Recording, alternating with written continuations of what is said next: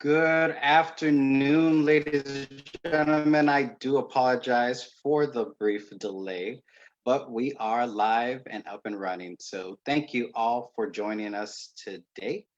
We're going to just do a quick second as we quickly share all of this link onto social media pages. So I do apologize for the delays, but we have a great show for you and we're going to have fun with this. So a few weeks ago, we had Michelle Ascension, Oxnard City Clerk, join us, and she discussed on how Oxnard's elections had changed over the years since 2016. Before, it used to be simply you vote at large for all positions from city council, mayor, treasurer, and city clerk. But back in 2018, that all changed. Council members are now elected by geographical areas, but three seats still remain at large: the mayor, city clerk, and the city treasurer position. So, which brings us our first guest tonight. He's no stranger to the city of Oxnard. He first started at the city of Oxnard working as a bus operator for Oxnard Municipal Bus Lines, then moved on to becoming an assistant transit supervisor, then a refuse supervisor in the sanitation department, and then moving into being the superintendent. He helped shape what the environmental department is today. After retiring, he took a little break from the city and then ran for city council. He had served on the city council for 12 years, and 4 of those years he had served as the mayor pro tem. That's the second person in charge of the city council when the mayor is not available. After that, I should also mention that during that entire time, afterwards and before he even started his career with the city, he actually was a successful small business owner for realtor and as well as tax services. Back in 2008, he ran for the county supervisor representing the 5th District, which is a big portion of the city of Oxnard and a few unincorporated areas that belong to the county. During that time, he has accomplished a lot. And one in particular that I admire is the Nyland Acres project in the community of Nyland Acres off of Rice and the 101 freeway. Providing a rec center for the youth in that area and the members is absolutely amazing. So tonight, we have the privilege of having Supervisor John Zaragoza with us tonight. Supervisor, are you with us? Yes. Can you hear me, Daniel? I can hear you. Okay. Thank you, Daniel, for that presentation. And one of the things that I'd like to thank you for the little bio that you shared there. The Nyland Acres, by the way, I just want to share with us, I'm very, very proud of that because Nyland Acres has about 3,000 individuals, and 90% of those individuals are Latinos. And consequently, they did not have a community center, and we bought one for them. But today, I'm not going to share that, but that's another day.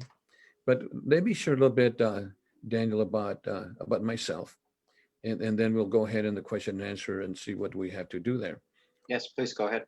Yeah, and also I'd like to say that I grew up here in Oxnard. First of all, I was born in VCMC. It's about 7 miles from here. I've been in Oxnard all my life. My family is from here. I have 6 brothers and 7 sisters. Big family. We grew up in Colonia in a 1-bedroom home. Of course, not all of us were born at the same time, but we were there. And one of the things that, Daniel, that I'm very, very proud of, that we were a very, very hardworking family. I remember at the age of 10 to 12, I was already picking strawberries, picking walnuts. There were walnuts, believe it or not, in El Rio. There was walnuts over in Arneal Road in Camarillo. And also we picked up fruit over in Hollister and Gilroy area, if you know that area up north. And what happened was we used to share that to the people or the kids here that we were on vacation. That was our vacation because we didn't know any better. And the reason I'm sharing that is because people see me with the time, people see me in the position that I'm in. I think that I come from a pretty wealthy family. But no, we're very, very poor. And again, I just want to share with you that we needed to actually do that work to help support the family. So real quickly, I attended the elementary school there in Colonia, Ramona School. Then I went over to Wilson Junior High School, which is now the senior center, and then over to Oxnard High School, then on to Ventura College, where I got my AA degree. And I had business administration. I changed that because then I had gone over to refuse. And then, of course, I got my bachelor's degree in business administration and management from the University of Laverne. But I just want to share something that I believe, Daniel, was a pivotal point in my life. When I was attending Ramona School, it was in the 4th or 5th grade. And I remember this day. I want to share this information because it really was pivotal in my life. And I believe it now to date. It was a rainy afternoon. It's a winter time. And, it was dark and it's kind of windy and kind of misty. And consequently, as a result of that, my teacher her name was Mrs. Karnavalov. And Mrs. Karnavalov was a Russian immigrant. And she was really tough. She had a ruler or yardstick that she used to use. And boy, if you got out of line, you had it. So anyway, one day she called me in and she says, "John, I want to see you in my room." And I said, "Oh my God, I'm really scared. I wonder what she's going to say." So I walk in, she sat me down, she's in her desk, and it says, "John Zaragoza, you're a leader. You're a born leader because the kids follow you left and right in the whole thing. But I want to share with you that the key to success is in education." So Daniel, what she had me do was this. She gave me white chalk and she wrote up the key to success is in education. And he says, write it all the way across. At that time, the blackboards were all the way around the room. And I wrote the key to success in education. The key, and she says, and Mrs. Carnavale says, keep writing, keep writing. I must have wrote it about 100 times.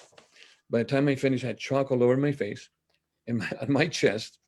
And she says, "What did I tell you?" And I said, "Mrs. Carnavale, the key to success is in education." And says, "Now go home." So I'm walking home. By the time I'm walking home, it's already raining. So I get home all wet, and my dad was waiting for me with, guess what? A belt. And he says, "Johnny, where have you been?" And I said, "Dad, the key to success is in education." So, and believe it or not, that changed my mind. That really changed my mind. And I said, hey, that's why I believe, and with the encouragement of my mom, that I went again, and finished my education, got my bachelor's degree. But I just wanted to share that because a lot of people believe, well, Zaragoza had it made, and he's wearing a tie and et cetera, et cetera. Not true. I had to work diligently with all my brothers and sisters to get from point A to point B. But I just wanted to share that, No, and you know what, Supervisor, I appreciate you sharing that. Like I told you earlier, that if I actually read your entire bio from the very beginning until now, we would need like 2 more shows. You have accomplished so much. You have supported this community, Oxnard, and on the county level for so long, and it clearly shows. So thank you for that, and thank you for sharing that information. You are a true Oxnardian, born and raised, including your family as well. So thank you. my wife and the kid, St. John's, BCMC, and in fact, my dad would have been 100 plus years old now. He was also born in Ventura. There. And my mother was born in Anaheim, right where Disneyland is now, Oh, uh, wow. 100 some years ago. So we have a lot of history here.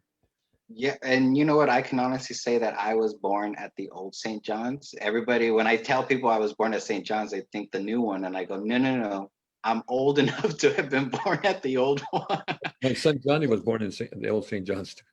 Yeah, and that's true. So now you look at it, a retirement home. So, Exactly. all right. So thank you for sharing that information, and thank you for taking the opportunity to join me in this conversation and really get to know you and share your experience and your positions with the public, because that's ultimately what this interview is. And I've done it a few times with the other candidates and even a couple of incumbents. So I appreciate you taking the time to do this. Thank you, Daniel. So first question, and it's the question that I always lead with, is what motivated you to run for office? You served on the city council for 12 years. You were mayor pro tem 4 of those years. Um, 12 years on the county level. It doesn't seem like you're done. You still have a lot to give back to the community, I'm assuming. Well, I'm gonna go back a little bit, when I retired from well, I left the city, I didn't retire to retire. I left the city. And when they had my going away a party it was over at the Ventura Room at the PAC. And one of the things that I was getting ready to go to my office, real estate office, and a lot of the city employees told me, says, John, why don't you run first for city council? And I said, my God, my God, what do you mean? He says, a lot of people know you because of the refuse division. You started the automated collection program. You started the recycling program. You started the neighborhood cleanup program. You started the MRF, the transfer station, and so forth. So I think we need you because so then I ran and then I won in 1996. And it's the first day that I was on the city council, I raised my hand and got sworn in. We sat down and Dr. Lopez, the mayor, says, we need to appoint a mayor pro tem. This is a major surprise to me, Daniel and folks. He says, he made this presentation and Dr. Lopez was very good at making presentations. He says, so I'd like to appoint my mayor pro tem, John Zaragoza. And I said, wow, what really? So anyway, I was really, really proud, to become the mayor pro tem. And I was mayor pro tem for 4 years. So consequently then in 2008, I ran for the Board of Supervisors, and it was a monumental task to get elected to the Board of Supervisors because the incumbent that was there had been there for 32 years, and he did a good job. He was there, but then it was just, I believe it was time for new leadership, and I ran and won, and that was 12 years ago. And during those 12 years, I've done quite a few things, that to help the county and to help the fifth district. So consequently now, I believe that as mayor of Oxnard, Daniel, that I care and I love Oxnard. I care and believe in Oxnard because as I mentioned before, I was raised here and I think the city deserves a strong leader. And I will continue to serve the community of Oxnard.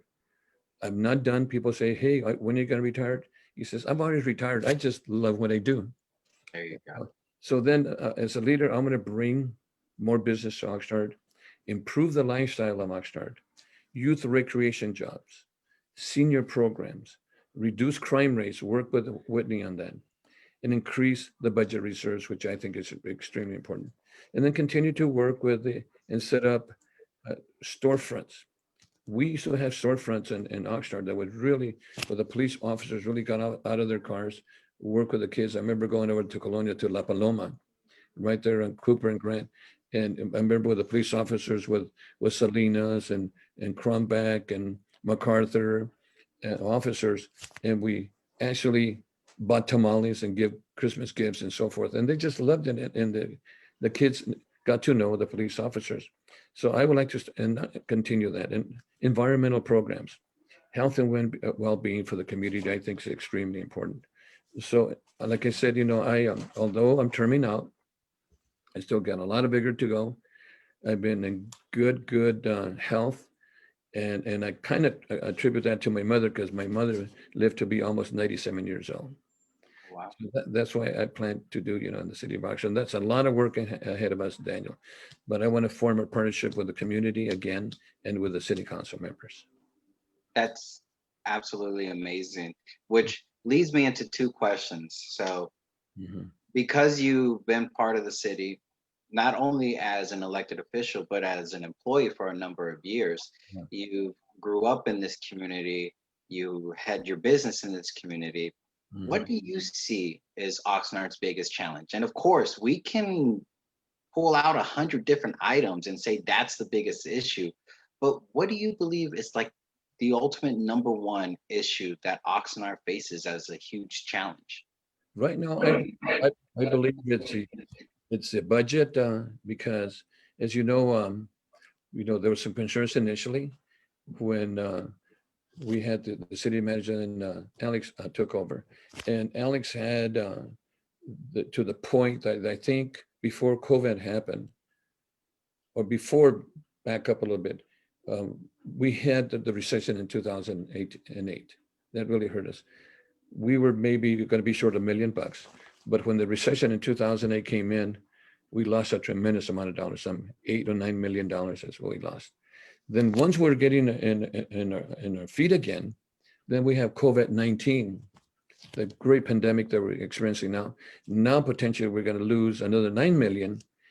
And if we don't pass Measure E, it's going to be even catastrophic, because then now, according to the city manager's projections that I saw the other day, not only are we looking at short term, we need to look at long term. And that's the way I work. I don't look at things all I'm going to do tomorrow and I hope we get a check. I'm looking at what's going to happen tomorrow, a year from now, 2 years from now, and so forth. And I think that's what we need to plan and work with the city council, work with our employees and top management. One of the things that I've learned, I use what is called participative management. Even my people at work, that work for me, if I'm going to come up with an agenda item, whatever, I talk to my staff and says, what do you think? Sometimes they give me things that I want to hear, However, we combine them. But I think by combining or asking the employees, working with the unions, working with top management and the council, all of us working together, we can come out with solutions, because your employees are your workers. We're just the administrators. And that's what I see that we need to work on. The biggest challenge right now to me is the budget. And that's your basis. Yeah. So let me ask you, because you were on council when Measure O was passed, correct? Yeah. Now, there's a measure on the ballot this year, Measure N, which pretty much says that if city doesn't meet certain standards for road repairs and maintaining, that it's going to sunset Measure O a lot sooner than what it was supposed to be done. I'm assuming you're against that measure. Yes. I won't assume. I'll allow you to answer. But how do you feel about that? Your assumption's right. I believe that by let me back up. By stopping Measure O, that's what you're talking about, right? Correct. So Measure N stops Measure O before its actual end. Yeah. I think it'll be detrimental because going back again to the recession of 2008, where we lost quite a few dollars, all of us did across the United States, and then the pandemic. Now we have a 8 million here, 9 million here, and we're looking at millions more in the future. And I think it's really the wrong direction, because what's going to happen if we stop it just to do paving? How about the rest of the services that we're used to? For example, here we borrowed that money, and the city's going to pay it back, and so it's not free. But I think it'll be detrimental to the community if we lose O and we don't get E, because then we're not going to be able to provide fire services, police services. We need to clean up our city. We need to get our youth working together. We need to provide senior services. There's a multitude of things that we need to do. And going back, and I know that the utilities are an enterprise fund. They're not general fund. But those items are lifeline items: water, refuse, sewer, and public service. I mean, that's a basic lifeline items that we need, and we need to take care of those programs and our employees to go with it. Because without the employees, we have nothing, Daniel. Thank you, Supervisor, for answering that. Yeah. What's going to bring me to my next question is, what do you believe the top 3 priorities are? I understand you believe one of the biggest challenges for Oxnard is our financial housing, but what are your top 3 priorities going into the mayor's office? Yeah, well, I think the budget, number one, as I mentioned before. I think the infrastructure is number 2. You know, we have the city of Oxnard is an old city. Our infrastructure, our wastewater, our water, and all that. We need to take care of the capital items. We need to take care of our wastewater plant. That's extremely important. The other thing that we need to do is get our economic conditions going back because we need jobs. We need to bring jobs, and that's extremely important. We need to come out with an economic program that's going to help us. And and one of the things that I've looked at in the past when I was there, Procter and Gamble came in, Haas Automation came in, and a lot of those industries came in because of economic development. So we need to make this a business-friendly community because it's important to bring jobs in. And by the way, just for information, over at the county, I'm working on what is called a CWA, Community Work Action Plan, or a PLA, and that's to bring in work here for our residents and make sure we hire locally, make sure that's a whole, excuse me, a local hire ability for our people. So that's really extremely important. And public safety, my God. And I just want to share a little bit, public safety, when you dial 911, you want a firefighter to be there at your house. If somebody's breaking into your house, you want a police officer there.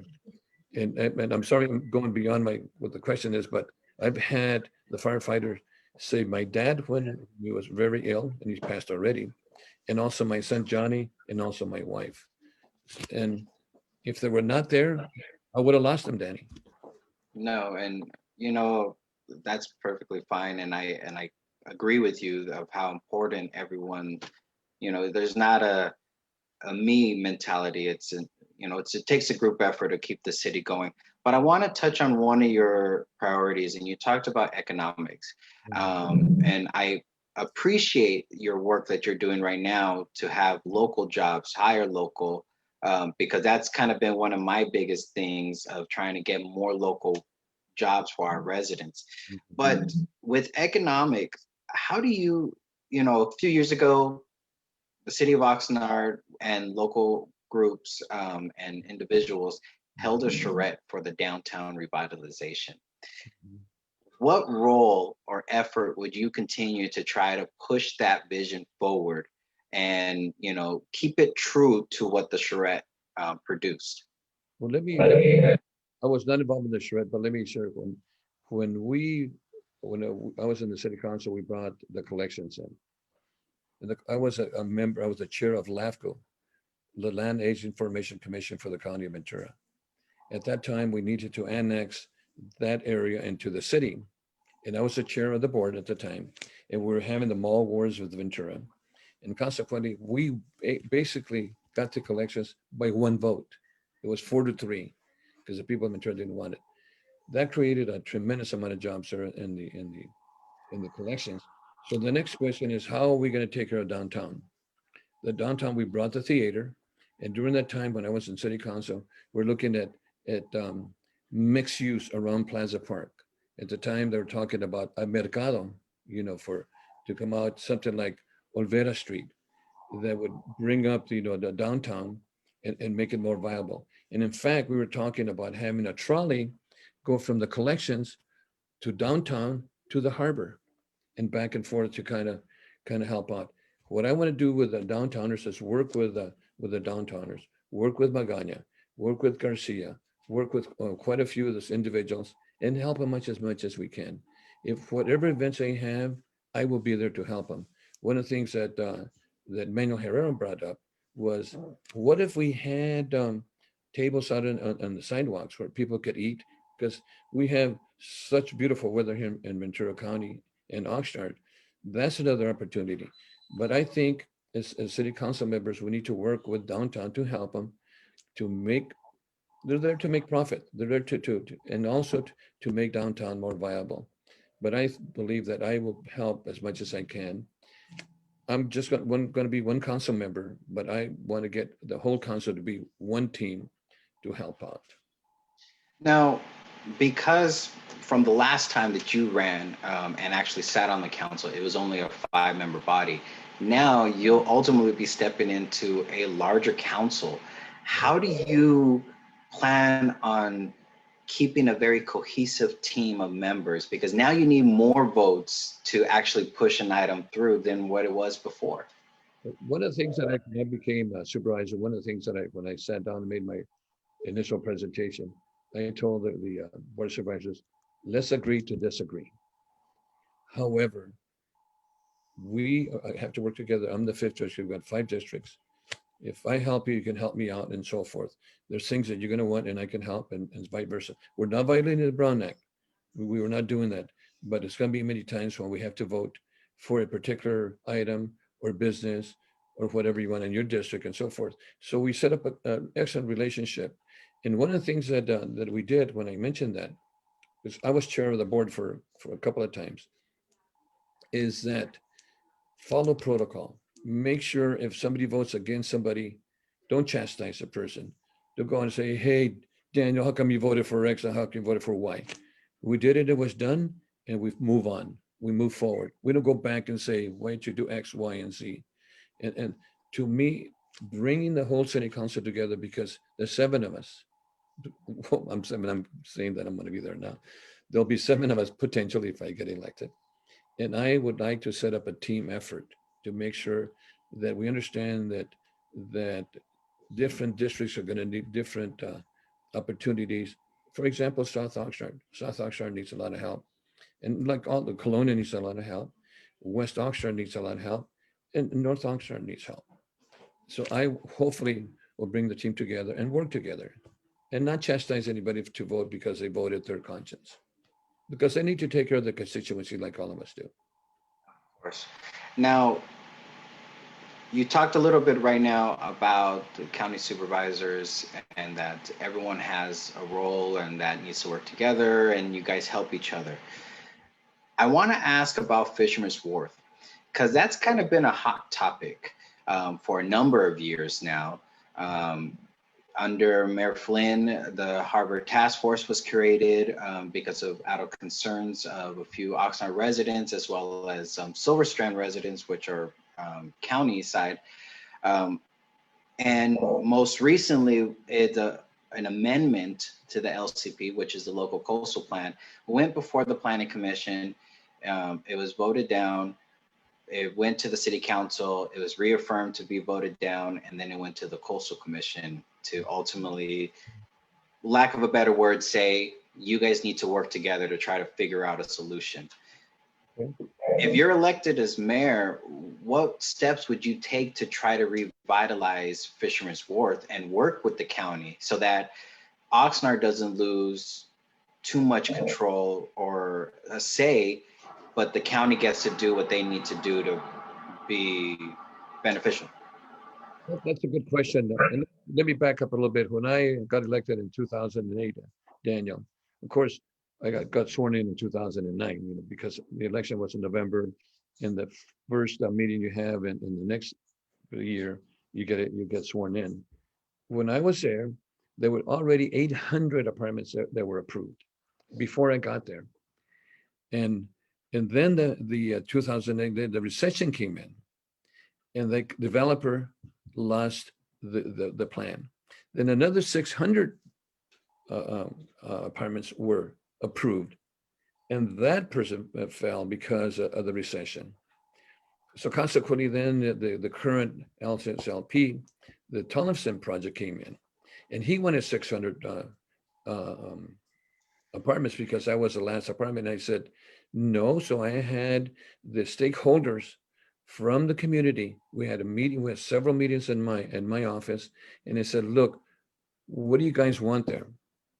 And we decided at the time to go for 390 apartments. And the reason is because according to the developer, they needed a base in order to get funding. And you need any marketing mortgage companies to say, how much money do you have to pay the particular loan? So he said he needed that at least minimum of 390 apartments for that.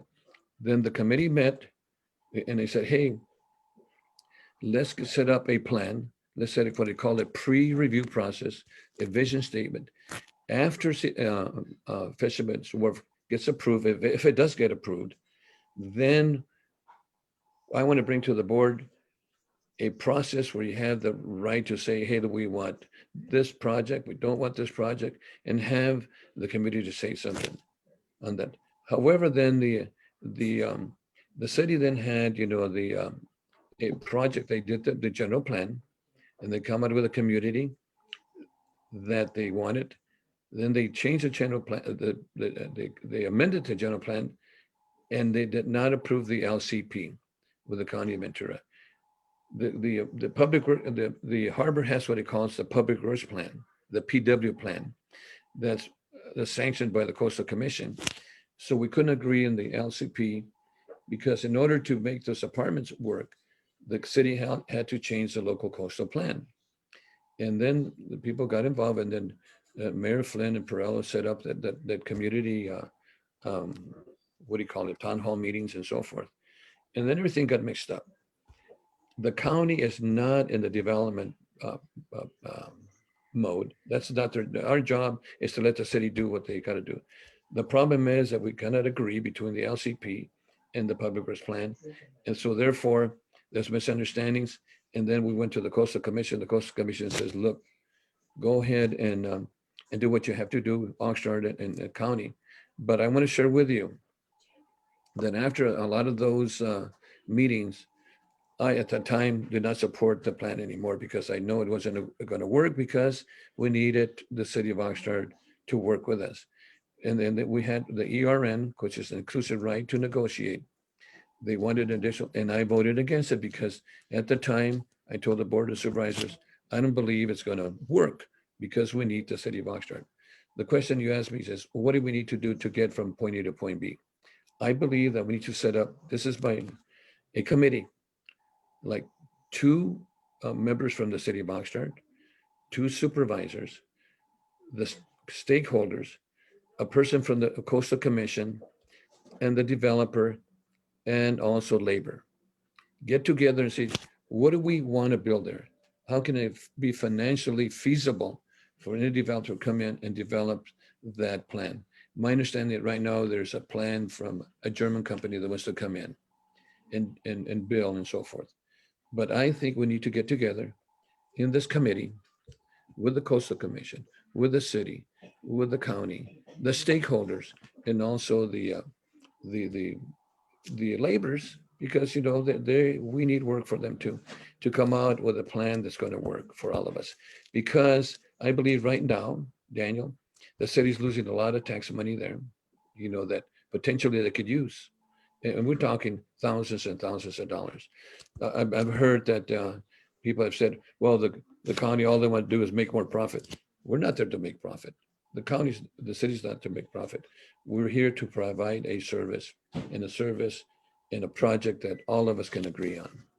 And that's where I'm at.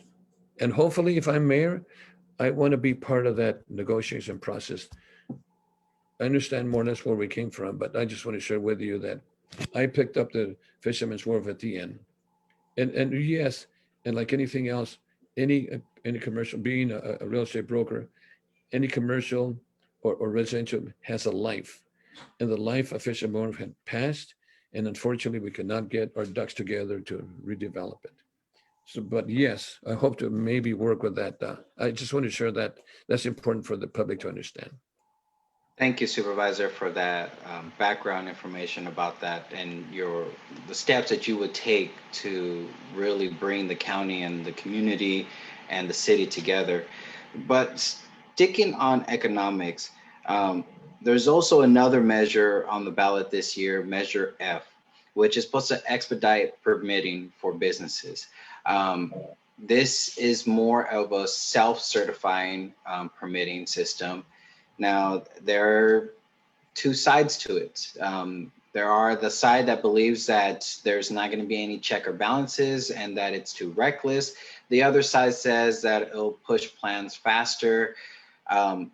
Where do you stand on Measure F? Well, I think this is a process that I think needs to be corrected. I, I believe that in order to get, if somebody submits a project and they want a permit for it, I think they should have a timely time to process that. But I think what's happening now is that if we do that, we're gonna need some more FTEs, some more, people to work with us. And I believe that my concern would be is it gonna be cost effective to do so? And also, how are the plants gonna be reviewed? What kind of inspections are we gonna have? What if we build a building that is not to the standards and it falls, I mean, so I think I would really like to look at this measure of closer and expedite the permitting process. But how we do it, to do it overnight, I mean, I don't see how in the world, even to get a permit for a heater, you need the inspector to come over. In fact, I replaced my heater, and when they came over, they looked at my smoke detectors, they looked at X, a Y, and so forth. And I said, oh my God, but I had to change my smoke detectors and also tie up the heater to a point that it wouldn't fall. And then my drainage had to be replaced. In fact, right now I'm looking to replace my roof, and I'm going through the permitting process, and it's working great. It came back, we submitted the permit, and it came back and it says, I'm gonna replace my roof. It's a tile roof. And he says, what's the project? Replace roof. And you know what the city says? Okay, how many roofs? What is the square footage of the roof? What is the weight of the shingles? And et cetera, and et cetera. And you know why? Because they want to make sure that the roof is strong enough to take care of those shingles. And that's a kind of a process that I'd like, because of health and safety issue. And I don't want to put my roof and have the whole thing cave in. So I would really believe it needs to be cost effective. And I think you're going to need FTEs to do, and that's additional personnel for people that don't understand what an FTE is, so. Now, I don't mean to put you on the spot, but so does it sound like you're against Measure F then? No, well, I think we need to study it some more. And right now, the way it's situated, I would not support it, because I don't believe that you can come in and say, I'm going to type in and say, hey, I'm going to have a permit. And then by this evening, I'm going to have it approved. I mean, haste makes waste. That's, right now, I would have some concerns about it. I probably would not approve that. No. So I want to ask you, there's also another measure. This is the year that we're actually having quite a bit of measures on our ballot, just for our city alone. But Measure L, it increases the city treasurer's powers, and it's ultimately merging the CFO, which is the chief financial officer, and which is an appointed position, and merging it with an elected position, the city treasurer. What is your position on that? My position, and I looked at it very closely, Daniel, and it doesn't take rocket science to think or to know that a person can run for office if he's 18 years of age, he's a U.S. citizen, and he has a good record, potentially not a felony record. But to have, potentially could happen, an 18-year-old run and win, and to become a CFO and a treasurer. And I'm just looking at it, and I want to share here, for example, in the county of Ventura, we require a 4-year degree in accounting, in finance, and a related field is required. A graduate degree, a master's would be desirable. Minimum 8 years of progressive responsible financial management experience in licensing, and also potentially desirable if he's a CPA. A treasurer, and I looked up the city treasurer for Oxnard. It's the city treasurer office that receives and keeps safe all funds received by the city. And it's the mission of the city treasurer office to officially manage and protect public funds while providing the highest level of customer service. To combine those two efforts, to me, there's a conflict there. We don't have that in the county. We have separated, because we have the auditor controller, we have the tax collector, and we have the people that put the budget together, which is the CFO. To combine it, I think it'd be detrimental, because I understand that he does not report to the city council. He reports to the city manager, and that's why we hired the city manager. we're just the board, we're just the policymakers. That's why you hire a city manager. That's why you hire a finance director. That's why you hire a city attorney to help you manage the operations and maintenances of the city. So I would not support something like that. To me, I see it detrimental, you know. Now, the last measure is Measure M, and it is about cities' procedural rules of how they conduct their meetings. Um, I know personally, and you've been doing this for the past like 12 years, the Board of Supervisors meet at 8:30 in the morning, and it can go all the way into the evening time. And we Uh, do. and you guys do. Where do you stand on this? Because this measure ultimately says that no city meetings or committee meetings can start before 5 p.m. unless it is a closed session, then you can start. But you can also have weekend meetings, Mm. where, and that those can start at any time. So where do you stand, or what's your opinion on Measure M? Well, I can tell you, Ren, to going back to when I was in the city council. At the city council, in the past, we used to have meetings start at 1 in the PM. Oh, wow.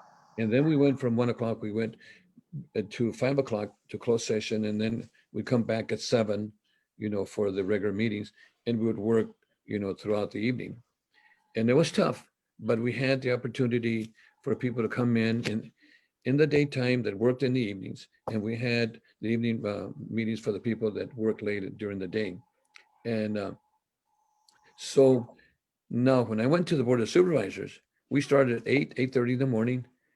And Daniel, we don't quit. I mean, we go straight through. If we ate, fine, and not, you maybe go back and bite a quick sandwich and come right back in. And in fact, this last Tuesday, we started 8:30, we didn't finish till 6. And after we finished, we went into closed session. So I believe that, and I think one of the things that I understand this is that they want on this measure is to have the staff video their agendas. To me, that's double work, number one. If you have a video, I'm a staff member, I have a video and I have an agenda item. And if we present it to the city council, I understand that they wanted 12 days before and so forth. So the video is there. The employee still has to be there to answer questions. If the public has questions, if the mayor has questions, if the city council, you got to be there to explain it. So I'm not sure what you're gaining. Maybe gaining some people has to work overtime, number one. And the other thing that I would be concerned about, and I'll probably have to check with the city attorney, how about the Brown Act? Here, uh, there's things called a serial meeting. For example, if you have emails and you mail one council member to the other, says, okay, Daniel Chavez wants a raise. What do you think? And you email one council member to the other. That's a violation of the Brown Act. Now, I'm not sure because here we're going to have videos. Potentially, could that be a violation of the Brown Act? I don't know. And I think that staff has to be there. And I believe it's going to cost more time to do so if you have to do that. I believe in the sunshine, I think they call it the sunshine ordinance. I think that's good. I think the public should have the agendas 12 days before. We do that also at the board.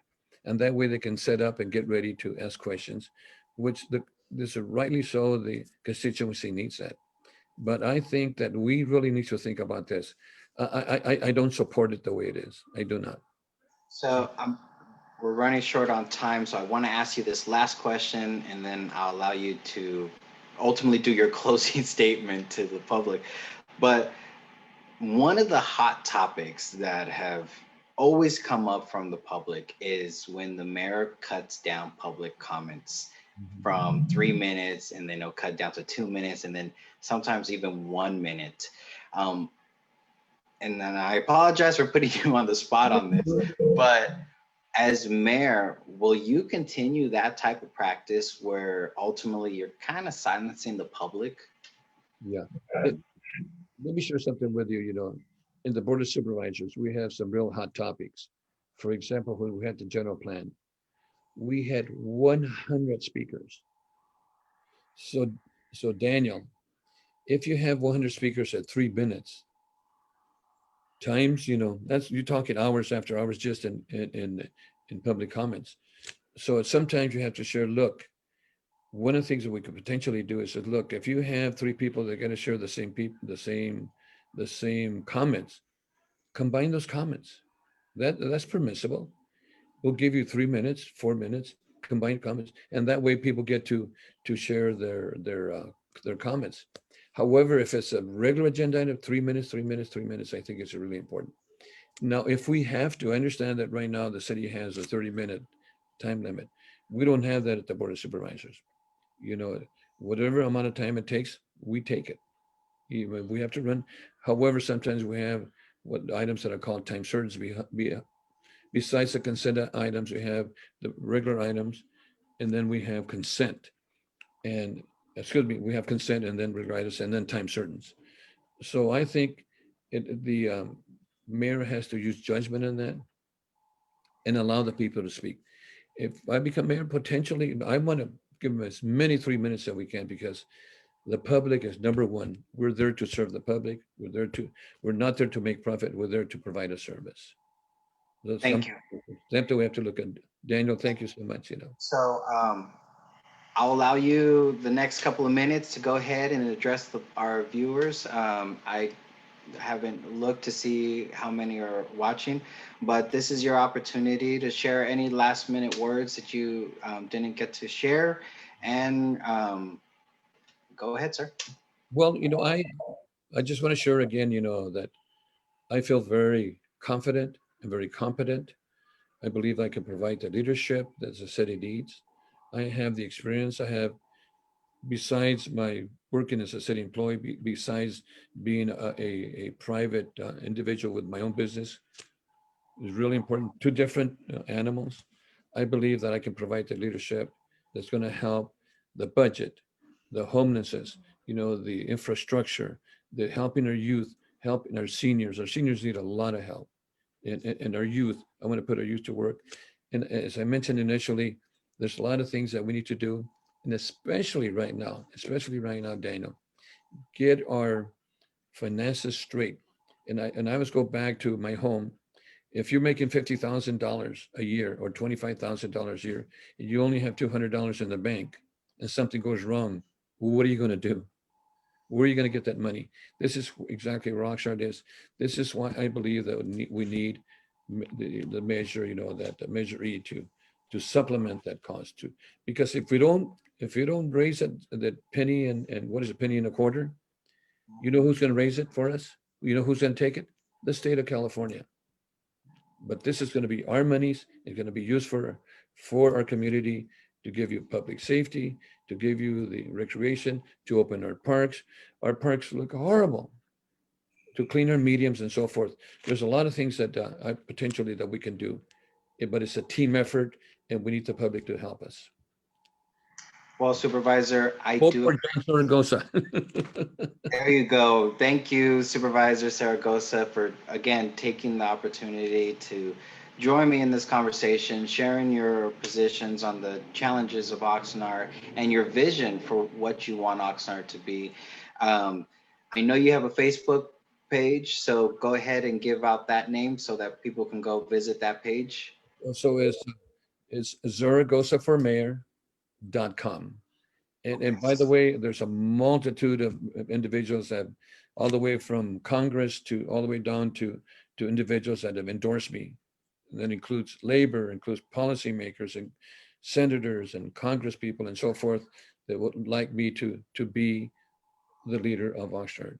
And to the citizens of Oxnard, I love Oxnard. Oxnard is my city.